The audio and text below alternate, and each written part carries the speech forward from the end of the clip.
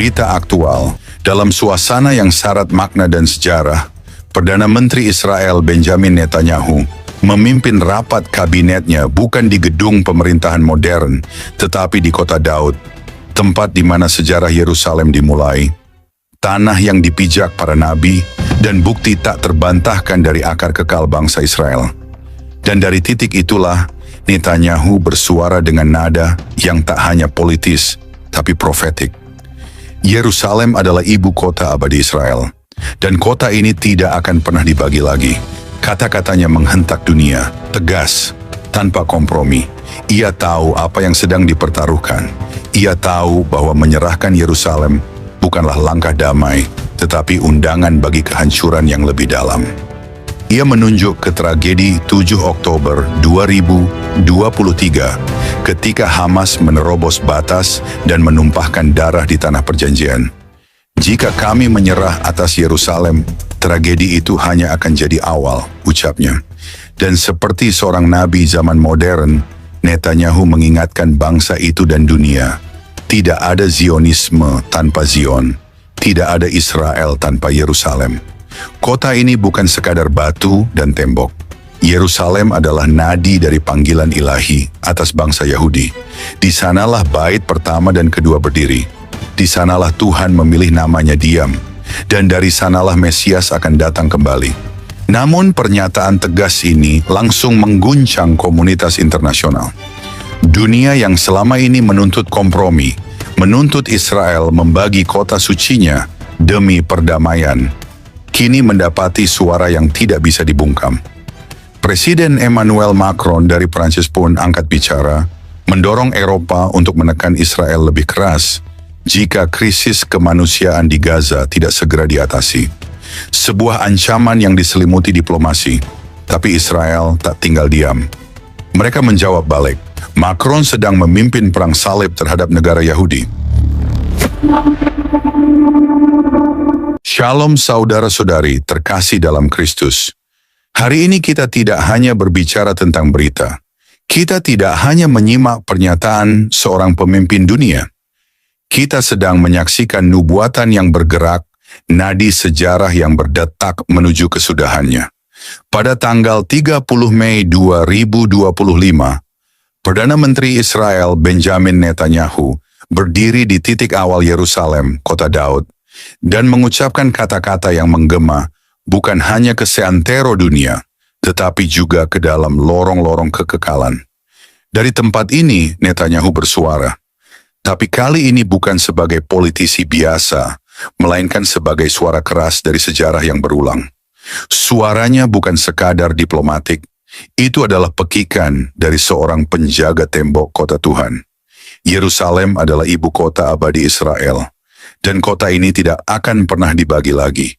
Kata-kata ini adalah pernyataan iman, bukan sekadar politik. Yerusalem adalah tempat Tuhan meletakkan namanya.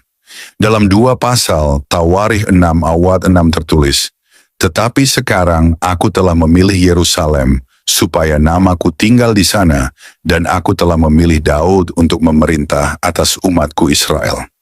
Dari awal hingga akhir, Yerusalem selalu menjadi pusat dari pergerakan Tuhan di bumi. Netanyahu menunjuk pada tragedi 7 Oktober 2023 ketika Hamas menerobos perbatasan dan mencurahkan darah di tanah perjanjian. Ia berkata, "Jika kami menyerahkan Yerusalem, tragedi itu hanya akan jadi awal." Sebuah kalimat yang menggema seperti suara sangkakala, tegas, tak dapat dinegosiasikan. Ia lalu mengucapkan satu kalimat yang tak hanya historis, tapi rohani. Tidak ada Zionisme tanpa Zion. Tidak ada Israel tanpa Yerusalem. Ketika ia berkata, tidak ada Zionisme tanpa Zion, tidak ada Israel tanpa Yerusalem, ia sedang menggemakan isi hati Tuhan. Bukankah Mazmur pasal 132 ayat 13 dan 14 berkata, "Sebab Tuhan telah memilih Sion, mengingininya menjadi tempat kedudukannya. Inilah tempat perhentianku untuk seterusnya. Di sini aku hendak diam, sebab aku mengingininya." Zion adalah puncak bukit bait Allah, tempat Tuhan menyatakan diri, tempat bait suci berdiri dan akan berdiri kembali, Dan Yerusalem bukan hanya kota dari batu-batu kuno, Yerusalem adalah nadi dari rencana penebusan Tuhan. Dari sanalah Tuhan memilih untuk menaruh namanya. Namun pernyataan ini tidak diterima dengan tenang oleh dunia. Presiden Prancis Emmanuel Macron, seorang pemimpin Eropa yang selama ini menyerukan kompromi, menanggapi dengan ancaman terselubung. Ia mendesak agar Eropa menekan Israel lebih keras jika situasi kemanusiaan di Gaza tidak membaik. Tapi Netanyahu tak tinggal diam, dan Israel pun tidak berdiam diri. Dalam pernyataan resmi yang mengguncang media internasional, mereka menjawab balik, Macron sedang memimpin perang salib modern terhadap negara Yahudi. Kata-kata ini bukan sembarangan. Perang salib, istilah yang bagi bangsa Yahudi berarti luka masa lalu, kekejaman yang diselimuti religiusitas palsu. Perang salib adalah saat bangsa-bangsa barat dengan mengatasnamakan Tuhan, memusnahkan komunitas Yahudi, menghancurkan kota-kota mereka, dan menumpahkan darah orang tidak bersalah.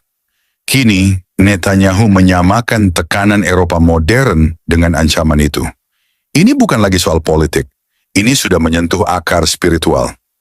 Apa yang kita lihat hari ini, saudara, bukan hanya benturan diplomatik antara dua pemimpin dunia. Ini adalah pertarungan antara terang dan gelap, antara kedaulatan Allah dan sistem dunia yang menolak Yerusalem sebagai pusat rencananya. Alkitab telah menubuatkan bahwa Yerusalem akan menjadi cawan yang memusingkan segala bangsa. Zakaria pasal 12 ayat 2. Bahwa bangsa-bangsa akan berkumpul melawan kota ini. Bahwa pada akhir zaman, semua mata akan tertuju ke Yerusalem. Dan sekarang itu sedang terjadi. Saudara, tahukah engkau bahwa posisi dunia terhadap Yerusalem adalah posisi hatinya terhadap Tuhan? Yerusalem adalah jam Tuhan. Siapa yang mengerti Yerusalem, mengerti waktu. Dan siapa yang menolak Yerusalem, sedang berdiri di sisi yang berseberangan dengan Tuhan. Zakaria pasal 12 ayat 3 berkata, pada waktu itu aku akan membuat Yerusalem menjadi batu yang memberatkan bagi segala bangsa. Semua orang yang memikulnya akan terluka parah. Dunia boleh bersidang, bangsa-bangsa boleh berkoalisi, tapi Yerusalem bukan milik PBB. Yerusalem bukan milik Palestina. Yerusalem adalah milik Tuhan dan umat pilihannya. Yerusalem sedang dipertahankan, dunia sedang terguncang, dan sejarah sedang ditulis ulang, bukan dari Washington, bukan dari Paris, tapi dari kota Daud, dari titik awal sejarah kekal itu. Dunia boleh memanggil ini politik, tapi kita yang percaya tahu, ini adalah penggenapan nubuat. Ini adalah langkah-langkah menuju kedatangan Sang Raja. Ketika seorang pemimpin dunia berkata, Yerusalem tidak akan pernah terbagi lagi, dia sedang tanpa sadar menggemakan kehendak Tuhan. Dan saat dunia menyebutnya fanatik, Tuhan menyebutnya setia. Saat dunia menyebutnya provokasi, Tuhan menyebutnya peneguhan. Yerusalem adalah milik Tuhan. Bukan untuk dibagi, bukan untuk ditawar. Yerusalem adalah mimbar terakhir dari kemenangan Mesias. Dan suatu hari dari kota itulah, Raja segala raja akan memerintah dunia dengan tongkat keadilan. Dan semua mata akan melihat. Yerusalem sedang dipertahankan, dunia sedang terguncang, dan sejarah sedang ditulis kembali, menuju penggenapan nubuat. Bersiaplah, karena Raja itu sedang mendekat. Saudara-saudari terkasih dalam Kristus, saat dunia bersidang di meja diplomasi, langit sedang menulis agenda surgawi. Ketika para pemimpin dunia menulis perjanjian dengan tangan mereka, Tuhan sedang membuka gulungan nubuatannya. Dan Yerusalem, kota yang penuh luka dan doa, kembali menjadi panggung utama. Yerusalem bukan hanya batu-batu kuno dan reruntuhan sejarah. Yerusalem adalah tempat darah para nabi tumpah, tempat bait suci berdiri dan akan berdiri kembali. Yerusalem bukan milik perundingan manusia, ia milik Tuhan, dan ia telah menaruh namanya di sana untuk selama-lamanya. Ketika Netanyahu berdiri di kota Daud dan berkata, Yerusalem tidak akan pernah dibagi lagi, ia tidak sedang berbicara sebagai seorang politisi belaka. Ia sedang memukul genderang surgawi. Ia sedang mengulangi pekikan nubuat yang telah dinyatakan ribuan tahun lalu. Yerusalem tidak bisa dibagi karena Tuhan tidak bisa dibagi. Yerusalem tidak akan diserahkan karena janji Tuhan tidak bisa dibatalkan. Yerusalem tidak akan jatuh karena Mesias sedang menuju ke sana.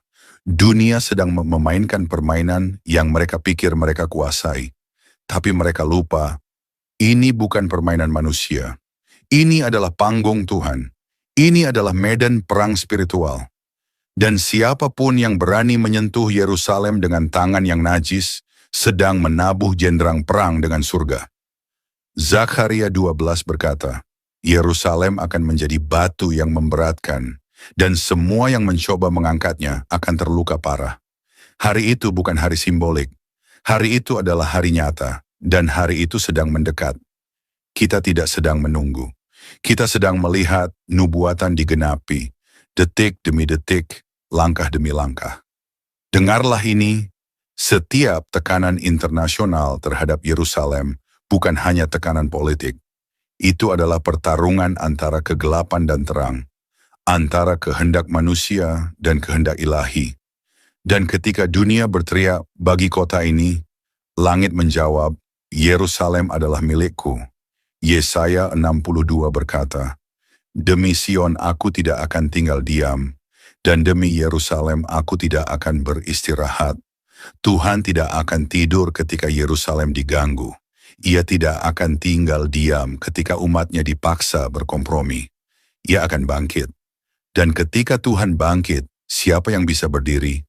Perhatikan, ini bukan saat untuk bersikap netral. Ini bukan masa untuk bersikap lembut terhadap dosa atau lunak terhadap kejahatan. Diam terhadap Yerusalem adalah diam terhadap Tuhan.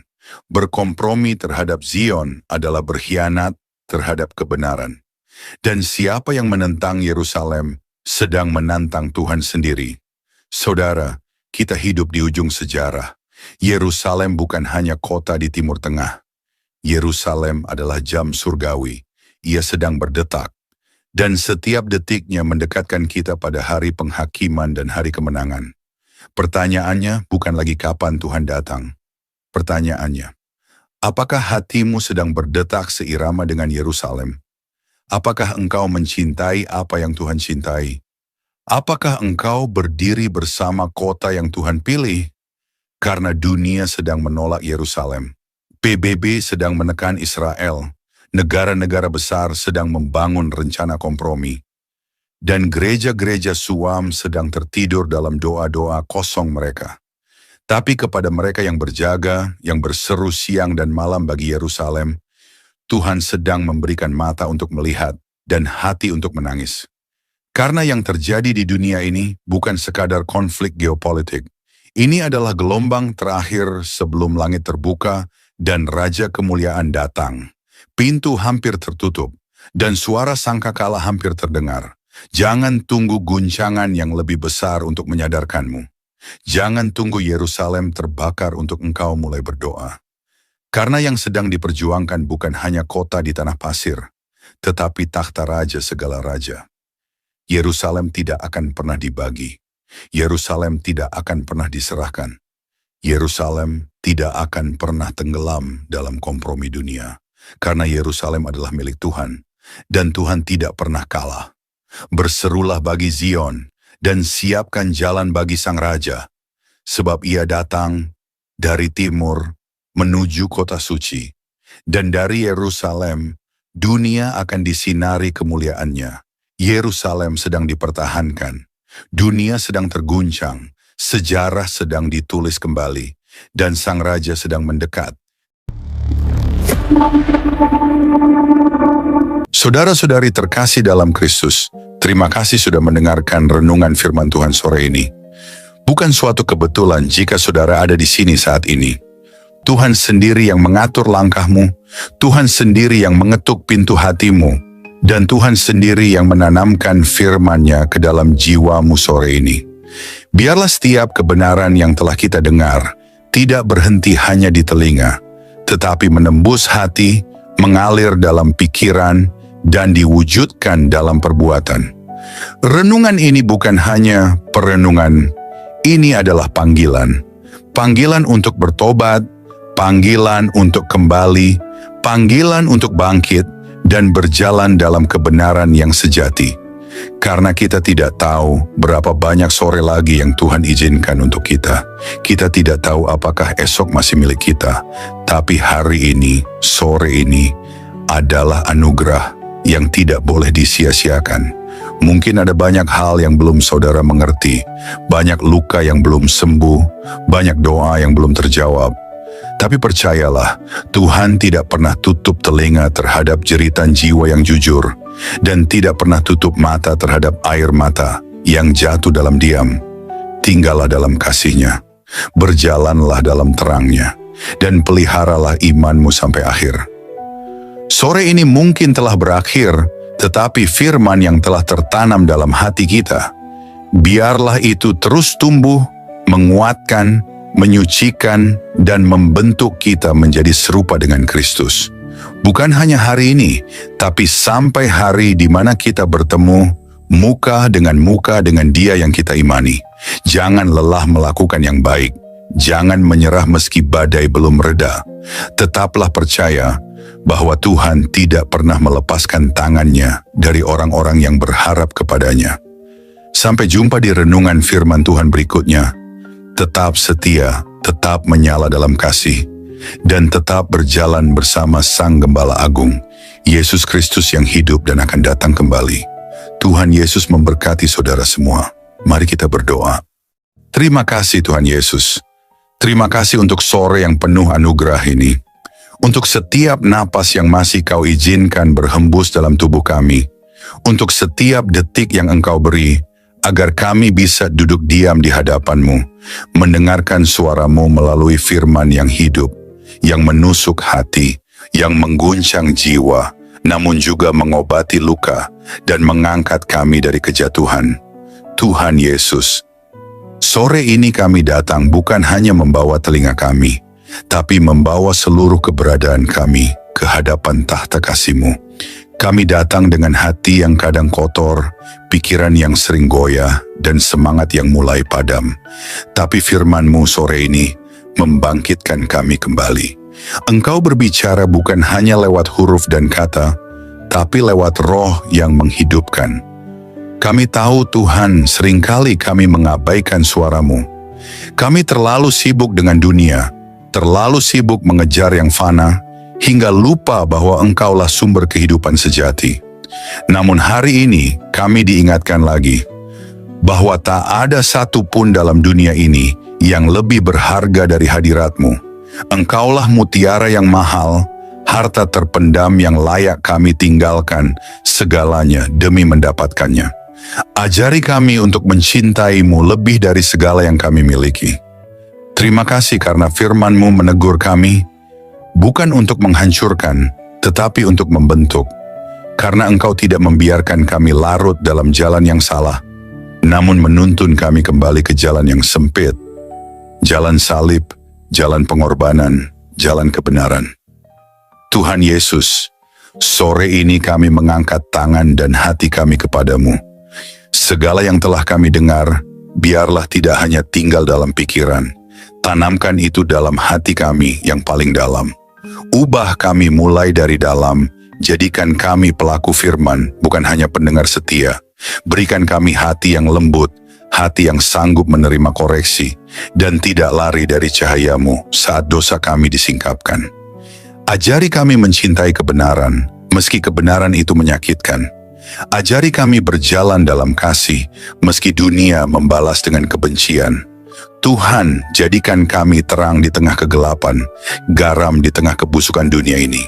Dan ketika nanti malam datang, dan kesunyian menggantikan keramaian, biarlah firman-Mu terus bergema dalam hati kami. Biarlah suara-Mu lebih nyaring dari hiruk-pikuk dunia. Dan ketika kami tidur malam nanti, biarlah kami tidur dalam pelukan kasih-Mu, dengan hati yang sudah dipulihkan, jiwa yang sudah disegarkan, dan semangat yang kembali menyala untuk berjalan bersama-Mu besok pagi. Tuhan, kami tahu hari-hari ini tidak mudah. Kami hidup di zaman yang gelap, di zaman di mana kebenaran dikompromikan, iman diperjualbelikan, dan kasih menjadi dingin. Tapi kami mohon, jangan biarkan hati kami menjadi seperti dunia. Teguhkan kami, tanamkan keberanian dalam jiwa kami. Berikan kami api dari surga yang tidak padam, untuk tetap setia sampai akhir. Kami tahu jalan sempit itu tidak mudah, tapi kami tahu Engkau menyertai setiap langkah yang kami ambil. Meskipun air mata kami jatuh, Engkau mengumpulkannya dalam kirbat-Mu. Meskipun kami berjalan dalam lembah kelam, Engkau tetap setia menggandeng tangan kami. Kami tidak sendiri, kami tidak ditinggalkan. Berkati setiap orang yang mendengar renungan sore ini, dimanapun mereka berada, apapun pergumulan mereka, biarlah kasih-Mu menjamah dan menjawab mereka satu persatu. Angkat yang tertunduk, pulihkan yang remuk, dan kuatkan yang nyaris menyerah. Sore ini, kami pulang dari hadapan firman-Mu, bukan sebagai orang yang sama, tapi sebagai orang yang telah disentuh surga. Kami pulang dengan damai, kami pulang dengan harapan baru, kami pulang dengan keyakinan bahwa Engkau tetap berdaulat di atas segala hal yang tidak kami mengerti. Dan jika malam ini adalah malam terakhir kami di dunia ini, biarlah kami ditemukan tetap setia, tetap percaya, dan tetap memandang wajah-Mu. Kami rindu saat Engkau datang kembali, Tuhan. Kami rindu melihat langit terbelah, malaikat meniup sangkakala, dan Engkau turun dengan kemuliaan. Jadikan kami mempelai yang siap. Jadikan kami gereja yang berjaga-jaga. Jadikan kami umat yang tidak tertidur. Kami tidak ingin Engkau datang tiba-tiba, dan kami masih bermain-main dengan dunia. Bangunkan kami, Tuhan. Sadarkan kami, segarkan kami, dan kuduskan kami hari demi hari. Terima kasih Tuhan Yesus. Segala pujian hanya bagi-Mu, segala kemuliaan hanya bagi nama-Mu, dan segala hidup kami hanya bagi kehendak-Mu. Dalam nama Tuhan Yesus Kristus, Tuhan yang hidup, Tuhan yang akan datang kembali, kami menutup renungan sore ini dengan penuh syukur dan kerendahan hati. Amin. Mari kita berdoa. Bapa kami. Bapa kami yang di sorga, dikuduskanlah nama-Mu. Datanglah kerajaan-Mu, jadilah kehendak-Mu di bumi seperti di sorga. Berikanlah kami pada hari ini makanan kami yang secukupnya. Dan ampunilah kami akan kesalahan kami, seperti kami juga mengampuni orang yang bersalah kepada kami. Dan janganlah membawa kami ke dalam pencobaan, tetapi lepaskanlah kami daripada yang jahat. Karena Engkaulah yang mempunyai kerajaan dan kuasa dan kemuliaan sampai selama-lamanya. Amin.